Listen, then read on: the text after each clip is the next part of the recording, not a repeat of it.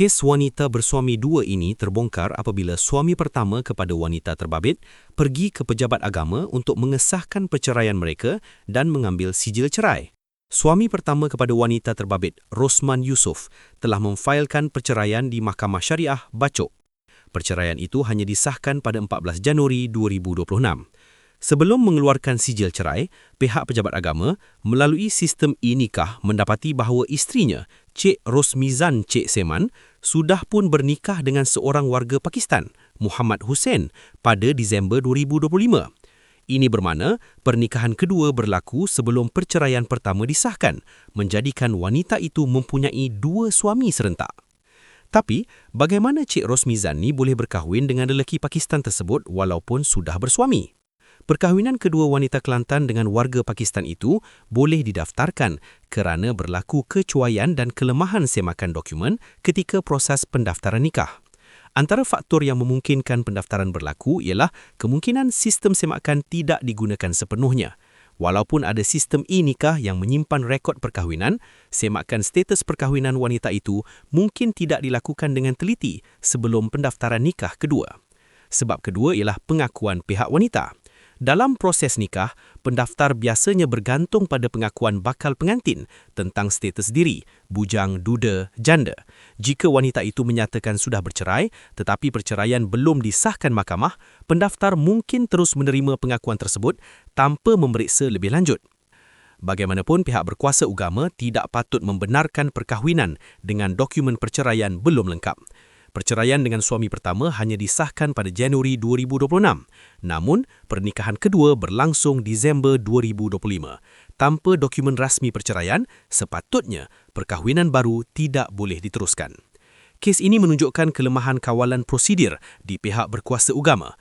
Ada kemungkinan pendaftar tidak merujuk kepada Mahkamah Syariah atau sistem rekod semasa menerima permohonan nikah menyebabkan perkahwinan kedua didaftarkan walaupun status perkahwinan pertama masih sah.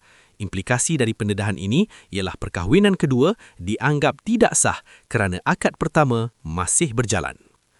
Jadi, bagaimana pihak berkuasa agama menyelesaikan kes ini? Pada 16 Februari 2026, Mahkamah Tinggi Syariah Kelantan mengarahkan wanita yang bernikah lelaki warga Pakistan ketika masih sah bergelar isteri itu menjalani mufarakah bagi merungkai kekusutan status perkahwinannya. Hakim Muhammad Anwan Abdul Muttalib mengeluarkan perintah itu selepas membenarkan permohonan difailkan pendaftar kanar perkahwinan, perceraian dan rujuk Islam daerah Kota Baru, Naim MD Ghazali. Katanya, wanita itu, Cik Rosmizan, telah berkahwin dengan suami pertamanya, Rosman Yusof, 47 tahun, pada 22 September 2000 mengikut carian Sistem Maklumat Perkahwinan Islam, e-nikah, dan hanya disahkan bercerai secara rasmi pada 14 Januari lalu di Mahkamah Syariah Bacok. Katanya, sebelum perceraian dimuktamadkan, wanita berkenaan didapati telah melangsungkan pernikahan dengan lelaki warga Pakistan pada 8 Disember lalu di Mukim Bunut Payung. Ketika itu, perkahwinan pertamanya masih sah di sisi undang-undang. Akan ini jelas bertentangan dengan hukum syarak kerana seorang wanita tidak dibenarkan mempunyai dua suami dalam satu masa. Selain menimbulkan kekeliruan terhadap rekod perkahwinan dan implikasi undang-undang, katanya ketika dihubungi pada Isnin. Naim berkata, beliau telah memohon mahkamah mengeluarkan perintah mufarakah atau apa-apa perintah lain yang difikirkan sesuai. Katanya, tindakan itu bertujuan menyelesaikan status perkahwinan berkenaan mengikut hukum syarak dan undang-undang. Dalam konteks nikah kahwin, istilah mufarakah merujuk kepada perintah Mahkamah Syariah untuk memisahkan atau membatalkan hubungan perkahwinan yang tidak sah di sisi syarak. Mahkamah boleh mengeluarkan perintah mufarakah untuk merungkai kekusutan status perkahwinan, memastikan rekod nikah jelas dan mengelakkan implikasi undang-undang. Tujuannya ialah untuk mengembalikan keadaan kepada hukum syarak yang melarang poligami songsang, iaitu wanita berkahwin lebih daripada seorang lelaki serentak. Jadi, bagaimana pihak berkuasa agama Kelantan mengelakkan kejadian serupa berulang di masa hadapan? Setakat ini, pihak berkuasa agama Kelantan melalui Jabatan Hal Ehwal Agama Islam Kelantan mengesahkan mereka sedang menjalankan siasatan berhubung kes wanita yang didakwa mempunyai dua suami serentak. Walaupun belum diumumkan secara rasmi langkah penambahbaikan khusus, beberapa arah tindakan yang sedang dibincangkan. Langkah pertama ialah melakukan siasatan menyeluruh. JHI menjalankan siasatan kes ini untuk mengenal pasti kelemahan prosedur pendaftaran nikah yang membolehkan perkahwinan kedua didaftarkan walaupun status perkahwinan pertama masih sah. Langkah kedua ialah mewajibkan penggunaan sistem e-nikah dalam setiap permohonan perkahwinan tanpa pengecualian.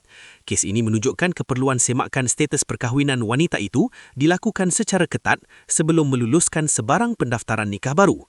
Pendaftar nikah juga dijangka akan diwajibkan memastikan dokumen perceraian yang sah daripada Mahkamah Syariah dikemukakan sebelum membenarkan seseorang wanita berkahwin semula. Sebab kedua ialah pengakuan pihak wanita. Dalam proses nikah, pendaftar biasanya bergantung pada pengakuan bakal pengantin tentang status diri, bujang, duda, janda.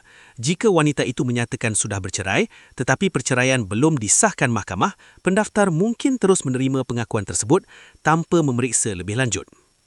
Bagaimanapun, pihak berkuasa agama tidak patut membenarkan perkahwinan dengan dokumen perceraian belum lengkap. Perceraian dengan suami pertama hanya disahkan pada Januari 2026. Namun, pernikahan kedua berlangsung Disember 2025. Tanpa dokumen rasmi perceraian, sepatutnya perkahwinan baru tidak boleh diteruskan. Kes ini menunjukkan kelemahan kawalan prosedur di pihak berkuasa agama.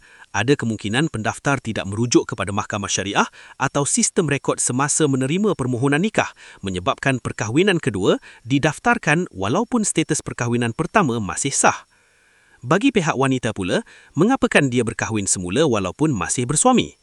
Ada dua kemungkinan kenapa Cik Rosmizan Seman melakukan kesalahan bersuami dua. Kemungkinan pertama ialah dia kurang pengetahuan agama, iaitu tak tahu yang wanita tidak boleh bersuami dua.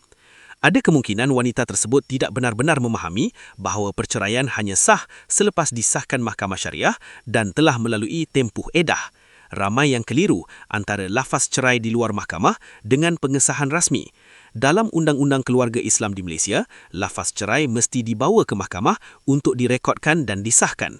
Jika beliau beranggapan lafaz cerai sudah cukup tanpa pengesahan mahkamah, maka perkahwinan kedua dilakukan atas dasar jahil hukum.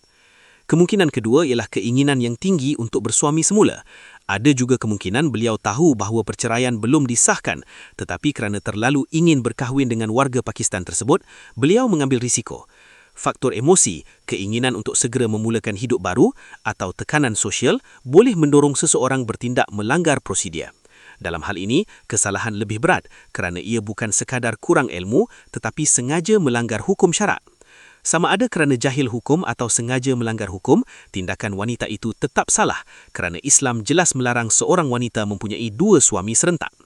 Kes ini menunjukkan kepentingan ilmu agama dan kesedaran undang-undang dalam mengurus perkahwinan supaya tidak timbul kekeliruan status yang akhirnya memalukan diri dan keluarga. Sekian, terima kasih. Wassalam.